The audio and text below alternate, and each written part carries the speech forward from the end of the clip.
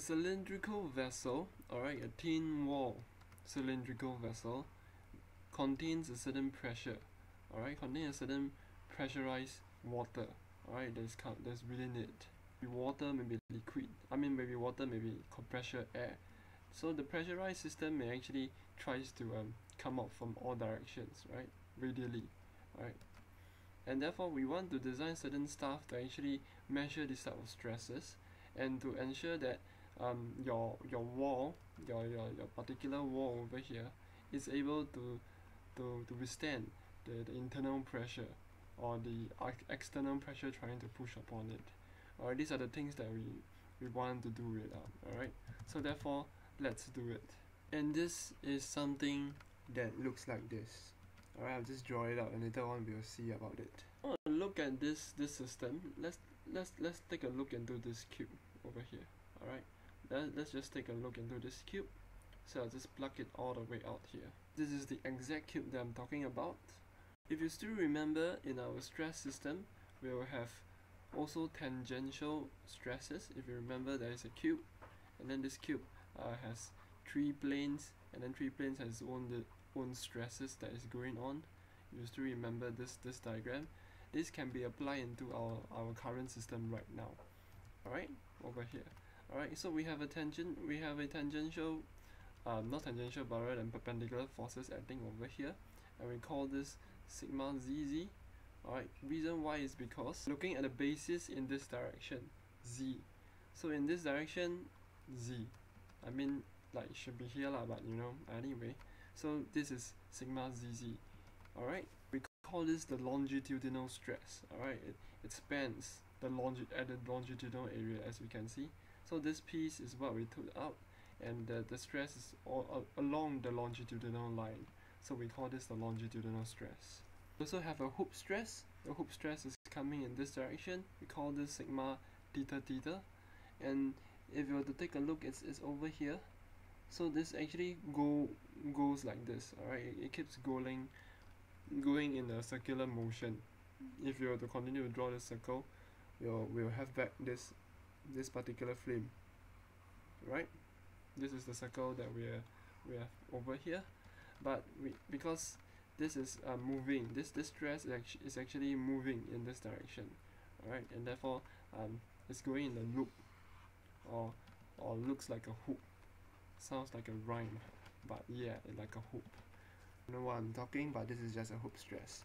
Okay, we also have a radial stress that is acting into the circle. Alright, this radial stress comes from that particular point. So for example, if I were to draw it out over here, alright, this thing is gonna go into the circle. It's into the middle of the circle over here. Alright, so if you were to look into this direction, alright, if you look into this direction, we have a circle over here. The stress is actually acting all along this side.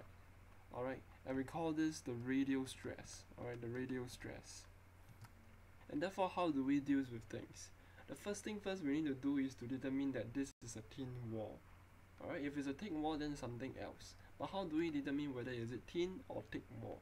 We're going to talk about the diameter divided by the thickness is equals to, or not equals to, but must be larger or equals to 10. This is some of the ratio form. If you are larger than 10 or equals to 10, you are considered thin wall. What do I mean by why must the value of this be big than its thin wall? Let's take a look. My diameter over here is 10,000, or 1,000. Alright, and my thickness over here is 0.01. Alright, if you were to deal with that, what do you get? You'll get a super large number, maybe 10,000 or 100,000. Alright, this means that because you know that this is very thin, right? So this very thin, when divided by the diameter, will give you a very huge number, and therefore this is it lah. Just to inform you that this is the reason why the larger number is considered thin wall and a smaller number is considered thick wall. So therefore from this, alright, using this we know that which is thin wall, which is thick wall. Alright, and now since we know that this is thin wall, because we're analyzing things in terms of thin wall, then we're gonna cancel the radial stress, And you may wonder, why do we cancel the radial stress? Is because if we have an extremely thin wall over here, alright, almost negligible wall, alright, the outside pressure is going to enter, alright, it's going to enter through. So it doesn't much affect to the thickness itself, alright, because if you have a thick wall, then the thick wall actually could somewhat cause a certain stress into the system. But if it's just a thin wall, the stresses actually comes from the outside pressure. It comes from the outside pressure, or you can call it atmospheric pressure. Alright, and therefore this is just an understanding. Therefore, if you have something that is coming in, or the pressure outside is coming in, we need something to counteract this pressure out, which is a pressure in. Alright, that means the inside of the pressure. So we know that within this cylindrical system have certain interior pressure that is coming all the way out radially. Alright, it may not be coming just like that, it may be coming always. It may be coming in 3D form, right? It may be coming all sides. Just to tell you. And therefore, in order to analyze things now, because we know that everything bounds to this pressure inside, because in order to ensure that the pressure outside is doesn't squeeze, alright, because you have a certain pressure outside onto the cylinder. If the within is a lower pressure, then this thing gonna crush your stuff, and your cylindrical will become like goyak.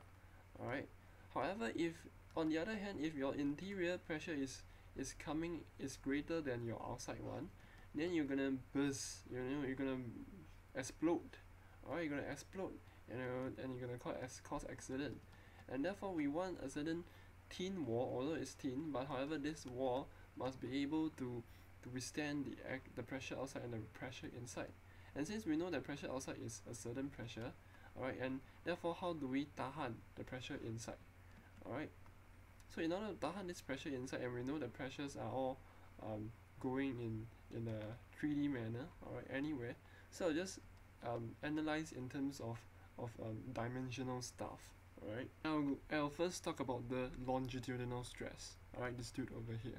And how do we do this? We know that this system we are still analyzing in terms of static, alright, because you put it there and then you let it go, alright, let it go. So therefore the summation force is equals to 0. Alright, so what is the summation of forces over here on the longitudinal side? We have the forces, we have the stresses that is acting over here, right, acting just all this direction, right, all this direction, and it's a plus z direction, right? It's because you are going in this direction right now, alright, so it's in a plus z direction. And this stresses that acts on this particular area, if you know that force over area is equals to stress, alright, so therefore if I were to bring out the area, stress times area is equals to force, and so we need to find the force so that to add them up together. Alright, so we know that the force, the stresses are all these stresses over here, and the area is in fact this particular ring over here. So therefore, how do we do things? Alright, so we're gonna take the interior, alright, the interior radius, which is this one, alright, and multiply by the thickness. The thickness is over here. This if you can't see properly, this is the thickness. Alright, this is T, the thickness. So in other words, you have a 2 pi ri over here, the interior radius. You multiply each by each the thickness over here, so you created your own ring. Alright, and therefore this whole chunk of here is your thickness. So you're just multiplying how many times of your 2 pi ri or something like that. So we have this area over here. Okay, we know our stress ZZ and our area. Now we can represent in terms of forces. So over here, this is the area, the stress. So far so good. Now we have also a forces that is acting alongside this internal ring. Why? It's because we have a certain pressure. If you remember just now, we say that the pressure is acting in all directions, right? So therefore the pressure in because we actually do in terms of summation of forces in terms of its own directional. So therefore in this direction we are talking about the pressure acting alongside this internal ring, alright, that touches this internal surfaces, Alright, if you talk about it, all this internal surfaces, but rather than just at the circumference of the ring itself, just at the circumference of the ring, trying to actually pull it apart, rip it apart, things like that. Alright, and therefore this is the pressure itself. Alright, the pressure is a negative pressure is because it's acting against into this negative direction, right? Negative z, you're actually doing this thing. Alright, z is in terms of here, plus z is here, minus z is here, so we are now doing minus z. Alright, and besides acting on the circumference, we may also have pressure that is acting all the way within this particular area, this surface area over here. If you have a certain this is the end of the cylinder, you may actually have a certain forces acting there also. I don't know, but what we're gonna take now is in terms of pi r square. Alright, internal radius. And don't ask me why is it pi r square, I also don't know, but just take note that this is pi r square acting all against within this thing and also along this surfaces. Alright, this surfaces, and the pressure over here times the area will also give you a force. Alright, so it's still a summation of force because this is a force, this is also a force, equals to 0. Alright, now we take out the common terms and see how does things goes. I bring this over the other side first. What I have is this thing over here. I'm just simply moving this over the other side, and we keep this the same. I didn't cheat a feeling, you can check. Alright, now since we know that r, the radius is the same, we can cancel away the radius, and then I'll just simply cancel away the pi. I can cancel away the pi now. Okay, what do I have now? So I can simply bring the 2 and the t down. Alright, so the sigma zz is equals to p divided by your 2t. So it's your pressure divided by 2 times your thickness. Alright, that will give you your sigma zz. Alright, so your longitudinal stress has been found. It's this dude over here. So now we have cleared away our longitudinal stress, our sigma zz. Now let's talk about hoop stress. Hoop stress, as you can see, is going in this direction. If you take a look in this axis, it's actually the y-axis. So if you were to look into this plane right now, right, or look into this thing over here, this circular line, if this circular thing, right, and then this is the ring, right, you are going to look into this direction.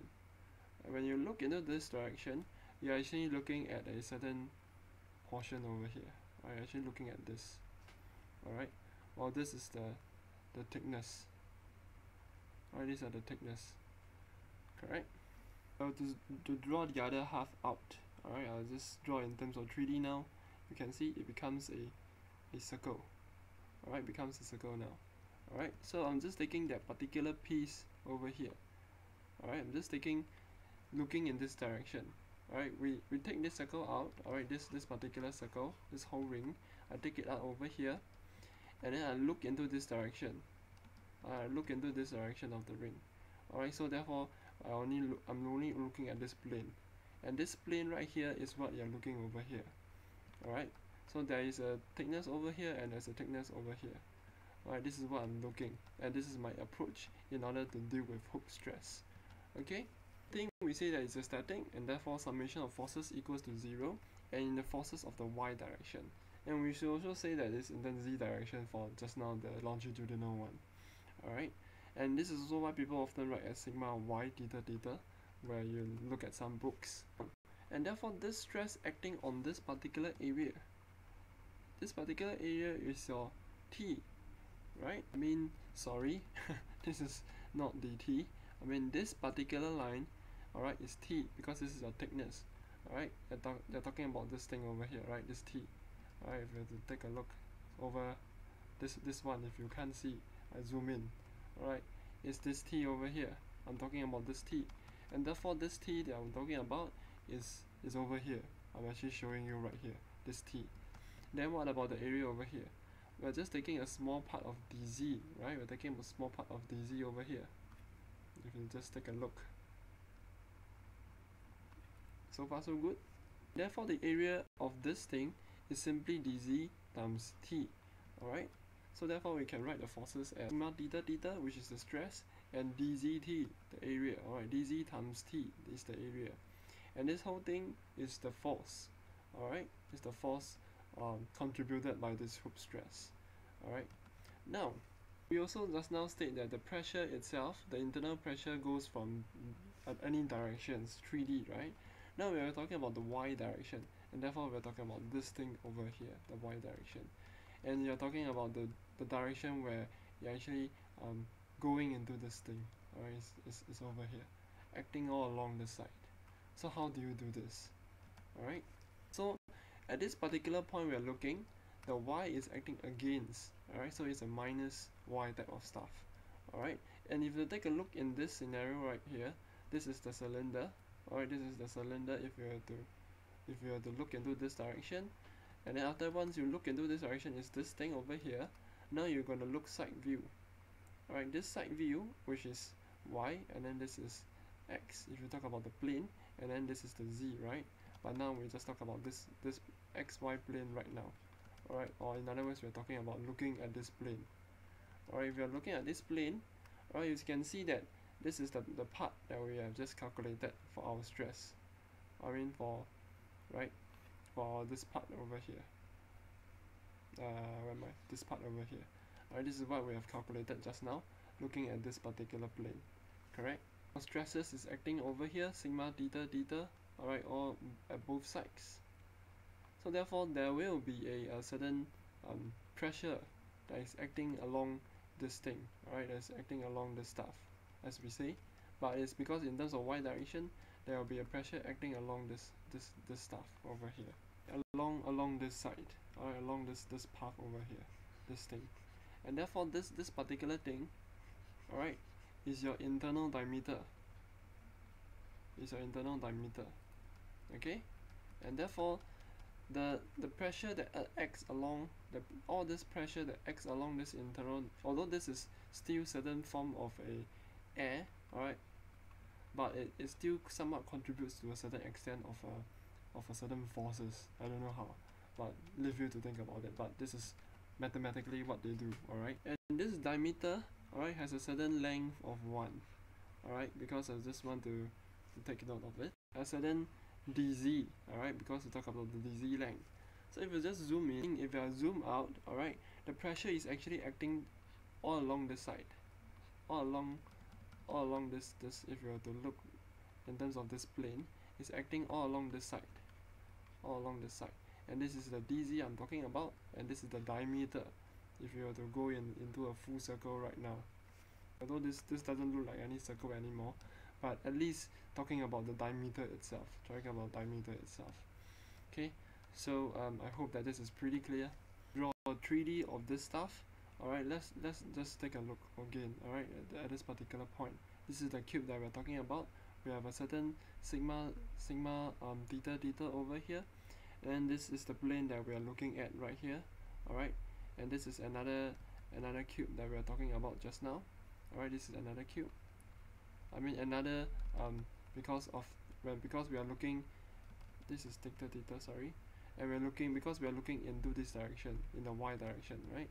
And then the pressure is actually acting along all this stuff over here, this internal diameter. Alright, if you take a look, it's acting all along this thing. Okay, if you have to take a look, it's all over here. Alright, and therefore this is why I'm taking the diameter multiplied by dz, because this is dz, a small piece of stuff that we have just took up.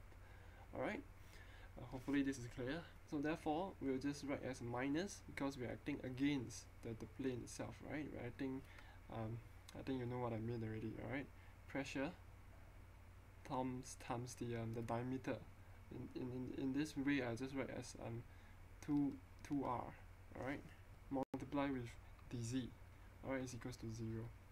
Alright, if you still don't know what the hell am I talking, the negative y, is because just now if you were to take a look at this particular plane, right, this particular plane right here, if you take a look at this particular plane, y is in this direction, alright, and then we find our sigma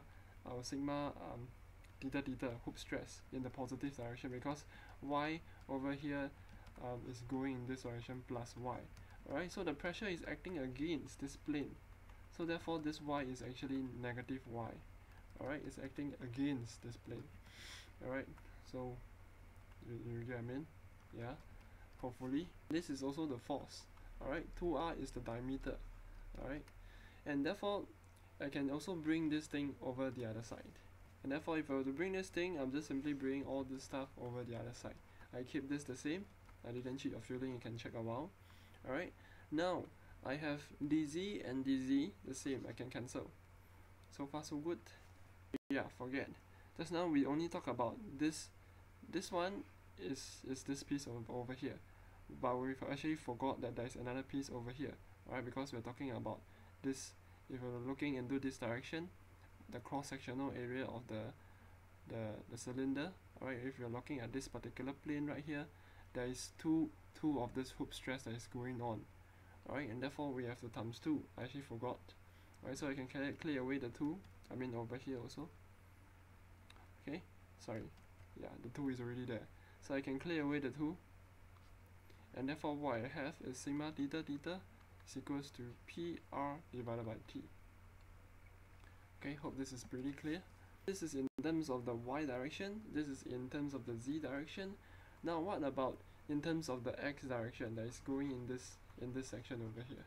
Alright, this direction we know that is the radial stress. Alright, the radial stress. And this radial stress has been cancelled is because this radial stress is simply the pressure that is coming outside. And this pressure is coming outside is actually somewhat approximately equals to the pressure inside, or can be cancelled each other, or whatever thing extra coming from the pressure inside will all also somewhat consolidate into this piece in the y direction and z direction. So the longitudinal stress over here and our hoop stress over here can actually somewhat take care of the pressure in the rear, such that everything seems fine. I hope that this is some of the clear understanding of a thin wall cylindrical vessel, something like that. I shall see you in the next video for other stuffs.